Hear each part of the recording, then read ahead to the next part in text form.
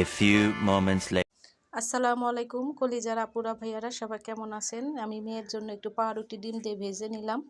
এখন কড়াইটা বসালাম, একটু শুকনা মরিচ রসুন পেঁয়াজ ভেজে নেব। কালি জিরা ভর্তা বানাবো, আজকে একটু ভর্তা বানিয়ে দিব মেয়েকে, দেখি ভাত খেতে পারে কি না।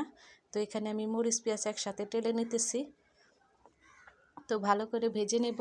ভেজে এখন দিয়ে দেব কালি জিরাগুলো ধুয়ে নিছি আমি বাটিতে। তো এখন দিয়ে দিলাম কালি জিরা একসাথে একটু ভেজে নিব। বেশি ভাজবো না, কারণ বেশি ভাজলে কালি জিরা একটু তেতো হয়ে যায়। তো আমি ভেজে নামিয়ে নিছি, এই যে পেলায় নামিয়ে নিছি। এখন নিয়ে নিছি এখানে শুটকির ভর্তা বানাবো। শুকনা মরিচ রাখছি, আর এখানে নিছি ধনিয়া পাতার ভর্তা বানাবো। এখানে ধুয়ে রাখছি ধনিয়া পাতা, কাঁচামরিচ রসুন পেঁয়াজ, আর এখানে কালি জিরা। তো তিনটা একসাথে নিয়ে আমি শুটকির ভর্তাটা বেটে নিলাম।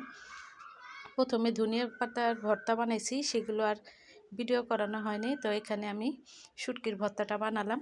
তো শুটকির ভর্তা বানিয়ে দেখি মেয়েকে কয়টা পাটায় ভাত মেখে দিই, খায় কিনা। তো সবাই আমার মেয়েটার জন্য দোয়া করবেন, সে একটু অসুস্থ, খেতে পারে না কোনো কিছু, জ্বর একটু হালকা কমছে। তো এই যে এখানে আমার ভর্তাটা বানানো হয়ে গেছে, এখন উঠিয়ে ফেলবো। লাল লাল ঝাল ঝাল করে ভর্তা বানাইছি, এই যে উঠিয়ে নিলাম। এখানে একটু হালকা অল্প কয়টা সামান্য 1 চামচ ভাত নিয়ে নিছি মেখে খাওয়ানোর জন্য।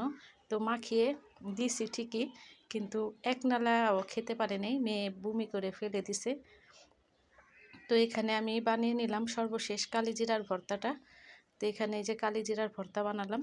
তো সবাই দোয়া করবেন আমার মেয়ের জন্য।